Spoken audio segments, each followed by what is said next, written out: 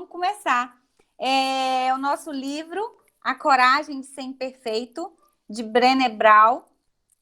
E eu queria falar do prólogo, que o prólogo, ela começa o livro falando do ex-presidente, o Roosevelt. E ele fala que não há esforço sem erro e decepções. Se fracassar, fracassa ousando grandemente. E essa parte me marcou muito, porque ele fala que muitas pessoas deixam de entrar na arena da vida por medo de errar, por medo de ser julgado. E que quando nós somos julgados, quem vai aparecer não é quem julga, mas quem aparece, quem é o protagonista, é essa pessoa que foi ousada o suficiente para entrar na vida, na arena da vida, para aprender, para ter experiências como vitórias e como derrotas. Isso me marcou porque durante muito tempo, e até hoje eu me vejo assim, me policiando com medo de fazer, de ousar, de criar, de realizar, porque eu tenho medo de ser julgada. Eu tenho medo do que as pessoas vão falar. Essa questão do medo e da vergonha de ser julgado pelo outro é algo presente e tão enraizado dentro da gente que a gente precisa de ajuda, de conhecimento, para a gente poder vencer isso, e é um exercício diário. Todo dia você precisa dizer para você mesmo que você é capaz, que você é capaz de ousar, que você é capaz de entrar na arena da vida com ousadia, com intrepidez, com criatividade, com autenticidade. Que as derrotas e os fracassos, como ele colocou, eles vão existir, mas você também vai experimentar as vitórias, vai experimentar as conquistas, a realização de sonhos. Outra parte também que eu queria comentar com vocês é sobre o significado da palavra vulnerabilidade. E aí, Deise, o que é vulnerabilidade para você? É interessante isso, falar sobre o significado da palavra vulnerabilidade, porque faz um tempo que eu tenho estudado sobre inteligência emocional, e a gente cresceu, e até hoje existe esse estigma de que as pessoas que expressam as suas emoções, ou as pessoas que são autênticas em relação às suas emoções, principalmente as emoções, aí a gente tem, até o vocabulário a gente precisa cuidar, né? Porque a gente tem o costume de chamar emoções, algumas emoções de ruins e outras emoções de boas. A gente até falou sobre isso lá no grupo do Telegram, né? E aí a gente acha que sentir tristeza ou que sentir, demonstrar raiva, né? Que é algo ruim. É ruim nutrir e não saber gerenciar essas emoções, mas elas fazem parte da nossa vida. Porque ser vulnerável é ter coragem. Ser vulnerável, por mais que pareça demonstrar fraqueza, né?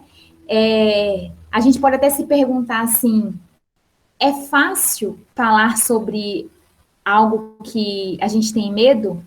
É fácil reconhecer a vergonha em relação a alguma atitude ou algum projeto que a gente queira realizar?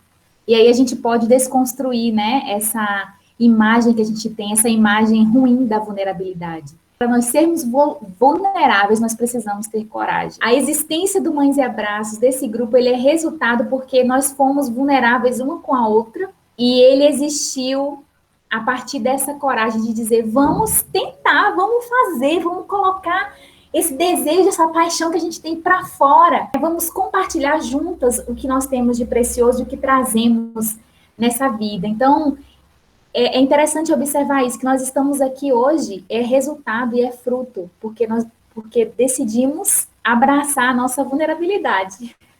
E juntas, e a partir da consciência daquilo que nos travava, a partir dessa consciência, a gente decidiu caminhar. Nesse momento, fica uma pergunta, o que está travando você agora? Nesse momento da sua vida, tem alguma coisa que está travando, que você quer tanto fazer, que você quer tanto ser? Talvez essa mulher que estende a mão para outra, ou que expressa as suas experiências, né, que demonstra a sua história. Mas o que você percebe que está travado na sua vida, talvez por medo ou por vergonha, ou por comparação, né? Eu já estou adiantando aqui uma parte do capítulo, mas que fala exatamente, né, sobre a escassez, né? Esses são três componentes, digamos assim, dessa cultura da escassez que a gente está tão acostumado a conviver. Verdade. E sabe que eu queria até parabenizar aqui tia Vanusa, porque essa mulher, eu olho para os vídeos dela no Instagram e eu penso assim, nossa, que coragem de se mostrar, de ousar, de criar. Aí eu penso, ela tem coragem, ela tem habilidade para isso, eu não.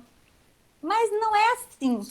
Todas as pessoas, aquelas que temos como referência na nossa vida, as pessoas distantes, por exemplo, de muito sucesso, né? Que já alcançaram um patamar grandioso de realização e de reconhecimento. Essas pessoas, a gente imagina, essas pessoas são diferentes de mim. Elas devem ter um dom, elas devem ter capacidade, uma habilidade que eu não tenho. Mas é mentira. Sabe por quê? Porque essas pessoas também são vulneráveis. Porque eu tenho certeza que quando tia Vanusa senta na cadeira para gravar um vídeo, o coração dela também bate forte. Entendeu? Dá um friozinho na barriga, ela também tem medo de se mostrar, de ser julgada. Ela tem medo tanto da censura interna que tem dentro da gente, quanto da censura externa, né? Que é uma censura, às vezes explícita, que as pessoas que têm coragem falam, e às vezes implícita, mas a gente sente.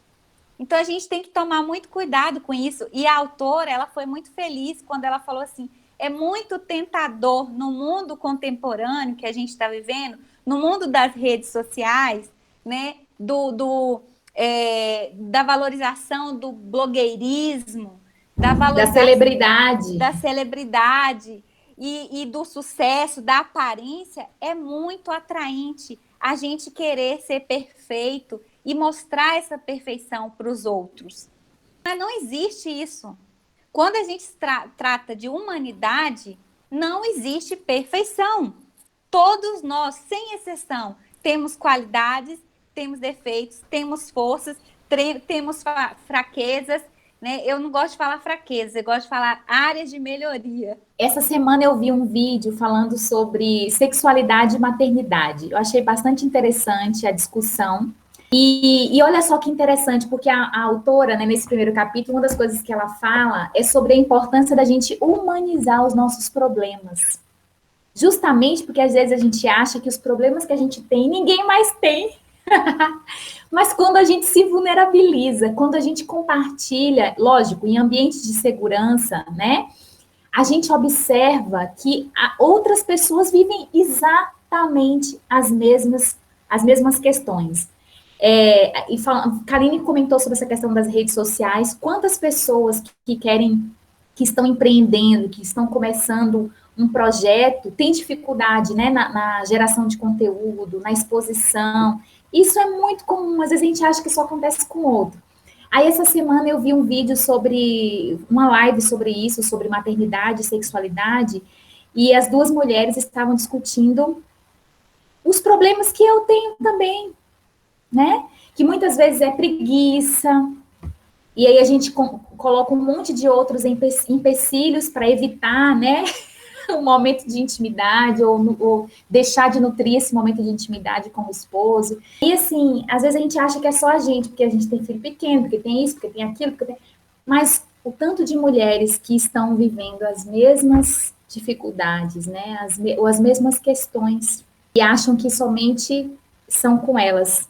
E aí essa não humanização das questões, dos problemas, das dificuldades, faz com que essas questões se tornem ainda maiores, né? Vocês concordam com isso? Mas quando a gente percebe que é algo que a pessoa do meu lado está vivendo também, então eu não sou uma pessoa estranha, ou eu não sou um ser de outro mundo, ou eu não sou a pessoa mais complexa do mundo, porque eu estou vivendo, as questões que eu estou vivendo, o outro também vive.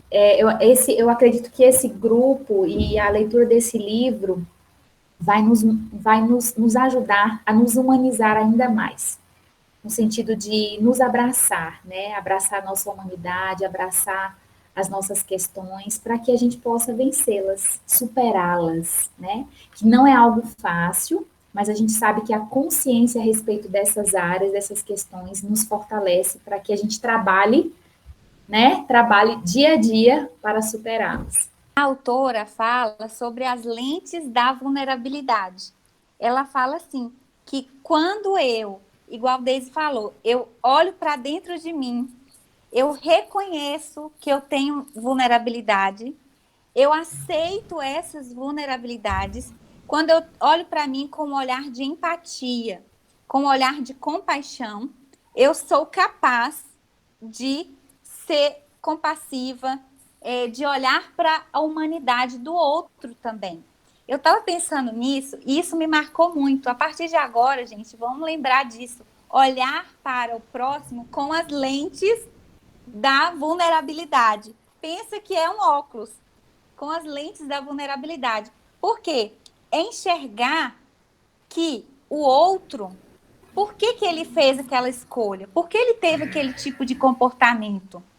E assim, não rotular aquela pessoa, né? Essa semana eu vi um videozinho de uma amiga minha colocando a filhinha de 20 dias na frente da televisão assistindo Galinha Pintadinha. Na mesma hora que eu vi aquilo, eu falei, gente, que absurdo, que mãe desnaturada.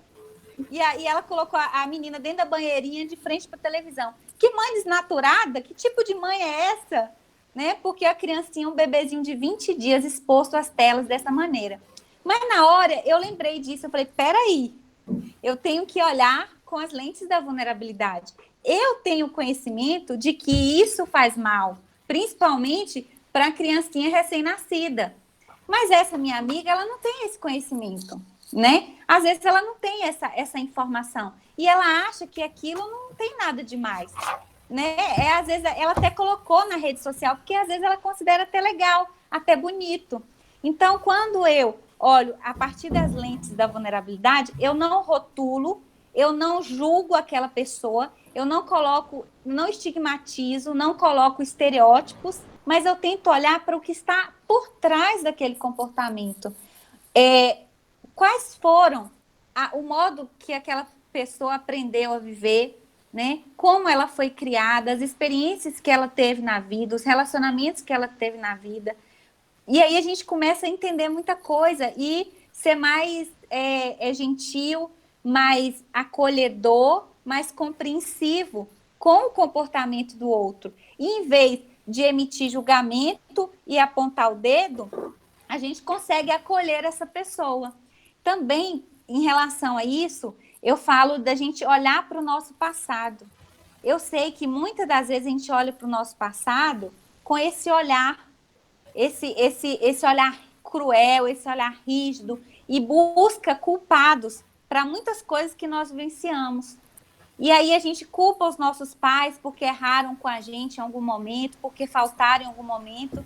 E aí essa autora fala assim, não, vamos olhar com compaixão. E aí quando eu olho, por exemplo, quando a gente faz essa leitura e vê a história de vida dos nossos pais, a gente entende por que eles faltaram em determinada área. Porque eles também não receberam.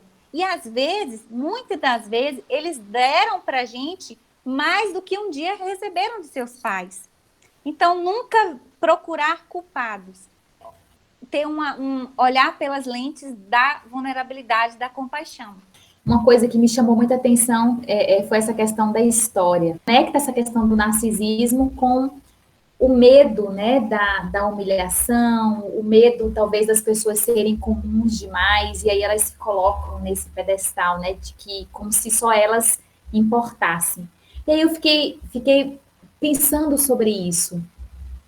Existe medo ou se existe desvalorização da minha própria história nesse momento da minha vida, né? E eu quero trazer esse ponto para vocês e perguntar isso para vocês. Vocês têm valorizado a história que vocês têm?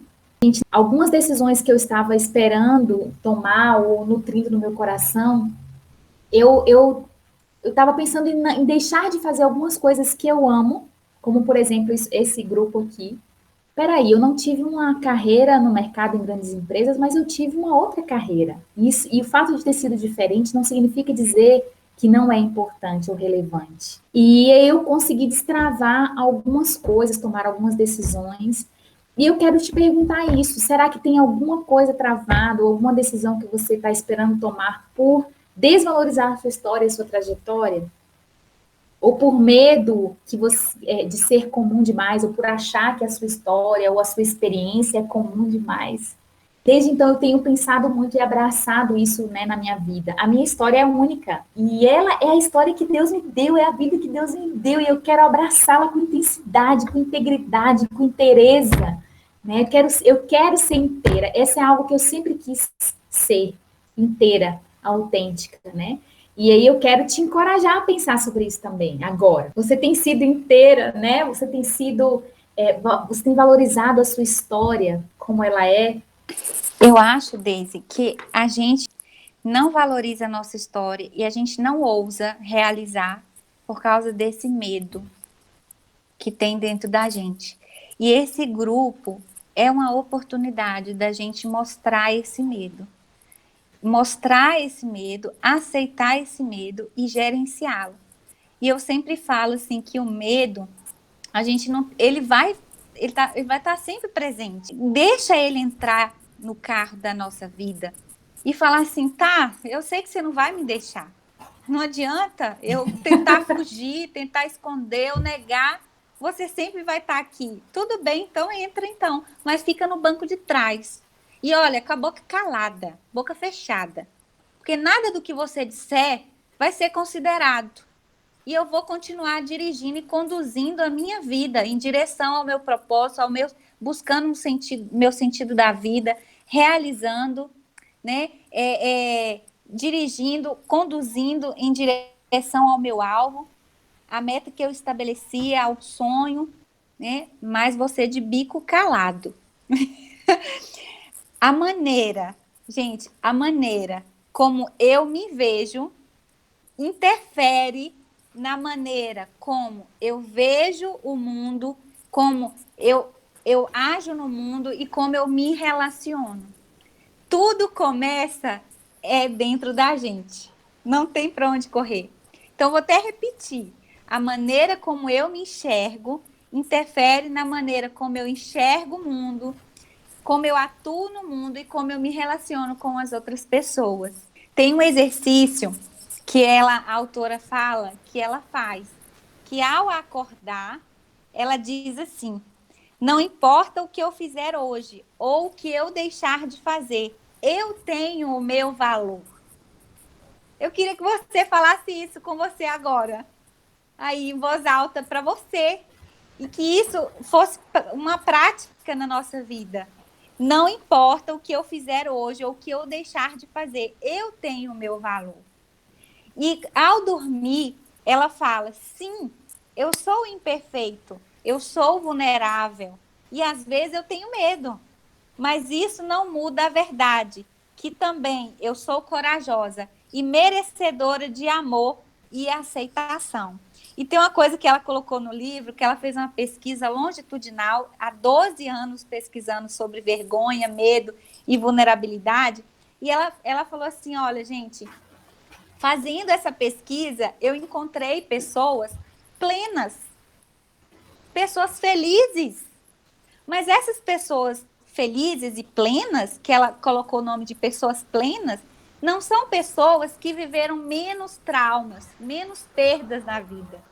Não são pessoas que não sofreram, não são pessoas que têm condições financeiras altas, não são pessoas que não têm problemas, mas que são pessoas que têm consciência de que elas são merecedoras de amor, que elas são merecedoras da vida, que elas são merecedoras de aceitação e de alegria. Então, às vezes, a gente olha para o outro e fala assim, as pessoas ricas, né, e bem-sucedidas, aquela pessoa que deve estar feliz. Queria eu estar feliz assim. Ou então, queria eu estar com depressão em Paris. Mas não. Ela disse, nessa pesquisa, foi uma pesquisa qualitativa, e ela descobriu isso, que a felicidade não tem a ver com a condição socioeconômica, mas que tem a ver com essa consciência de que você é merecedor. Eu anotei aqui, né, Kaline, sobre isso, de identificar o padrão de escassez que há em mim, né? Quais são as áreas da minha vida que eu estou dizendo que eu não estou fazendo algo, por exemplo, não estou fazendo atividade física porque está em pandemia, né? Não tem, eu estou com meu filho o dia inteiro, como é que eu vou fazer atividade física? Ou eu não estou bebendo água porque está frio, né? Posso inventar aí alguma coisa que pode até ser verdade, mas que eu estou usando como algo, né, para reforçar a minha não ação, a minha não decisão. As pessoas que são plenas, elas não ficam focadas naquilo que está faltando. Elas buscam, até anotei aqui a palavra contentamento, né? Não é que eu vou deixar de querer ser melhor, de melhorar a cada dia, de se desenvolver a cada dia, não, mas ao mesmo tempo que eu me desenvolvo, eu também nutro o contentamento, né? O estar contente em todas as situações. Isso é muito bíblico, né? E eu tenho um padrão de nutrir o contentamento na minha vida ou eu nutro mais a escassez?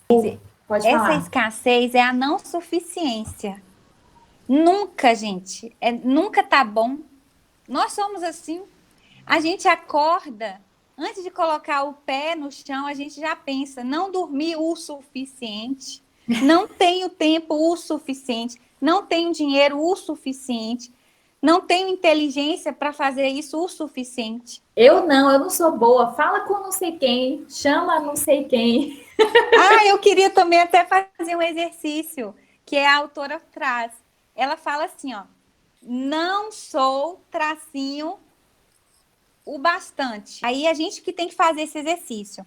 Eu não sou tracinho. Aí você vai pensar, o que que você acha que você não é o bastante? Eu colocaria dentro desse tracinho é a primeira palavra, gente, é associação livre. É a primeira palavra que vem. Qual palavra que você acha qual habilidade ou qualidade que você acha que não é bom o bastante? Essa aí, eu coloquei na mesma hora veio a palavra capaz. Eu falei assim, eu não sou capaz o suficiente, eu não sou capaz o bastante, porque eu sempre acho que eu não sou capaz. Eu faço lives com esse entendimento, eu não sou capaz de fazer, mas estou fazendo. E essa falta, né, essa tendência à escassez, eu acredito que ela nos persegue, porque isso faz parte da nossa humanidade. A questão é como a gente gerencia. Assim, quanto mais a gente fortalece essa tendência, mais ela vai ser forte.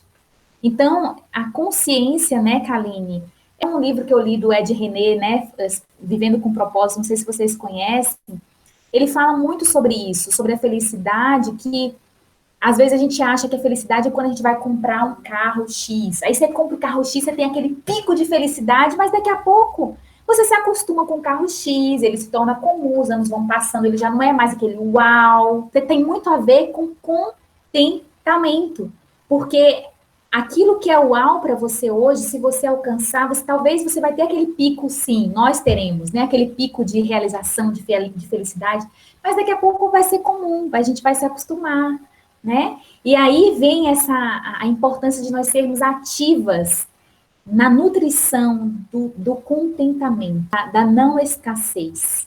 E aí, e essa compreensão, essa consciência, né? Que a Aline falou assim, não sou capaz o suficiente para, mas eu estou fazendo, eu estou caminhando. O medo está no banco de trás calado, né? Porque você colocou a fita na boca dele. Então, é importante a gente ter consciência sobre isso. Que padrão de escassez? Ou eu não sou o que o suficiente que tem travado a minha vida nesse momento? São essas três perguntas, o livro é cheio de exercício. Essas três perguntas que ela propõe. Primeiro passo é entender, número 1, entender onde eu estou. Segundo passo, contra o que eu luto. O medo, complexo de inferioridade, não sei, né? contra o que você luta hoje? E terceiro, onde você precisa chegar? Eu só vou conseguir chegar a um lugar de superação se eu saber onde eu estou e me conhecer. Eu observar, aceitar as minhas vulnerabilidades. É assim, às vezes a gente tem esse medo. Pode ser que você tenha grandes desafios a vencer. E se você se permitir dar um passo pequeno hoje, você vai vencendo esse gigante devagarinho. Porque às vezes, quando a gente tem grandes metas, né?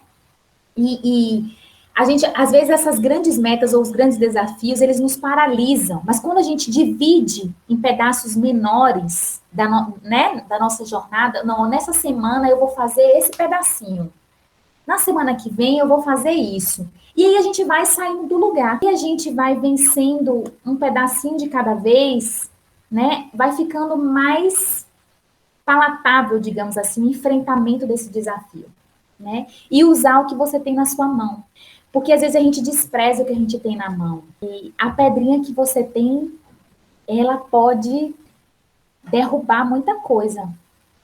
Né? Então, assim, olha para a pedrinha que você tem agora, porque às vezes a gente não consegue observar e ver o quanto a pedrinha que a gente tem na mão é valiosa. Mas se a gente olha para ela, né, e lembra também de experiências que a gente já venceu com essas pedrinhas, a gente avança. Se a gente deixar o medo falar mais alto do que o desejo de realizar, de alcançar, ele vai nos paralisar, ele vai nos dominar e a gente não vai sair do lugar. Tem uma frase que eu gosto muito que fala assim, que você nasce 2 vezes na vida. A primeira, quando você nasce, né, ali da sua mãe, na maternidade. E a segunda, você nasce quando você descobre qual que é o seu propósito na vida. Qual o seu propósito de vida? Por que você está aqui? Por que Deus te trouxe para cá? Para fazer o quê? Né? Qual que é o significado da sua existência aqui no mundo? Qual o propósito disso? Quantas pessoas estão sem alcançar outras vidas, sem realizar sonhos, sem entrar em relacionamentos, sem ousar criar filhos, conquistar uma faculdade, um emprego? Muitas pessoas, elas não realizaram. Por quê? Porque elas se deixaram dominar por esse medo, porque ela ficou no, eu gostaria, sabe que negócio? Eu gostaria de fazer uma faculdade, eu gostaria de arrumar um emprego, eu gostaria de ser mãe, mas ficou no gostaria. Por quê? Somente os corajosos sobrevivem. Somente os corajosos sobrevivem. Porque o medo, ele nos domina. A gente tem que tomar muito cuidado com o medo e a vergonha. E eu queria, que a gente já está passando do tempo, eu queria ver com Deise sobre esses 3 pontos que ela falou. É a vergonha, a comparação e a desmotivação. Fala para a gente aí, Deise. 3 componentes que a Kaline falou são a fórmula da escassez. Características que alimentam esse padrão, essa tendência da gente não se achar boa o suficiente, não se achar capaz o suficiente, porque aí ou a gente acha que o que a gente tem é vergonhoso, né? Como assim? Não é digno, né? Ou a gente acha que, ou a gente, ao comparar o que a gente tem ou o que a gente é com a outra pessoa também, a gente não é digna, a gente não merece, né? E essa desmotivação, ou a vergonha, o medo do ridículo e a depreciação são usados para controlar as pessoas e mantê-las na linha. Apontar culpados é uma prática comum. O valor de alguém está ligado ao sucesso, à produtividade ou à obediência. Humilhações e linguagem abusiva são frequentes, né? A gente já pode até observar, eu fiquei pensando sobre isso na nossa rotina aqui, na nossa casa. De que maneira que eu disciplino ou que eu mostro para o meu filho algo que ele fez que não é coerente com aquilo que a gente acredita? A vergonha está implícita ou não? Né? Eu valorizo os meus filhos ou as pessoas que estão comigo a partir do que elas são, eu fico comparando os resultados que elas têm com os resultados de outra pessoa, de outras pessoas. O perfeccionismo é uma realidade? Eu amei essa pergunta, porque fiquei muito pensativa sobre essa questão do perfeccionismo, porque é algo que nos amarra, né, enquanto mulheres. Às vezes a gente deixa ou é escravo de uma prática por conta do perfeccionismo. Eu conheci uma mulher que ela disse que às vezes ficava até de madrugada limpando a casa, arrumando a casa, mas assim, cada um está preso às vezes em determinado padrão por conta do perfeccionismo. Às vezes não é nem porque ela quer fazer, é a vergonha do outro chegar e a casa tá assada, tá assim, e ser julgado pelo outro. É importante a gente trazer essas perguntas para o nosso contexto, para a nossa arena, né? E a comparação é essa competição, né, gente, que a gente mesma faz com o outro. Ah, eu não vou fazer, eu não vou fazer vídeo não, porque essa pessoa, sim, ela que tem o jeito, né, a simpatia, sei lá, a câmera top, a luz boa. Eu tô falando isso, não é nem para você, viu, Vanusa? É para mim mesmo, porque às vezes eu penso isso. Cara, eu não tenho um cenário. Que cenário que eu vou usar aqui, minha gente? Aí, às vezes, se a gente não traz essas questões para o nosso dia, eu falo, não, olha, eu não tenho um cenário perfeito, não é o cenário que eu gostaria, mas eu vou fazer assim mesmo, é o que eu posso hoje, é o melhor que eu tenho. Então, ou se eu acho que eu não falo bem, eu vou me preparar o máximo possível, vou escrever as minhas ideias, vou deixar de maneira clara aqui no papel, para quando eu falar, elas saírem de uma maneira mais clara. Não sei, qual é a estratégia que a gente pode usar para enfrentar esse medo ou esse padrão de escassez que nos amarra. Terceira coisa, desmotivação. As pessoas estão sempre com medo, ou aí a gente pode colocar para a gente, né, essa pergunta. Eu estou com medo de correr riscos ou tentar coisas novas? É mais fácil ficar quieto do que compartilhar ideias, histórias, experiências? A impressão geral é de que ninguém está realmente prestando atenção ou escutando? Então, são perguntas que a gente precisa se fazer e mostrar, né, o nosso próprio coração, a nossa própria vulnerabilidade, para ter clareza sobre ela e para a gente conseguir superar. Dia a dia, porque é dia a dia mesmo, né?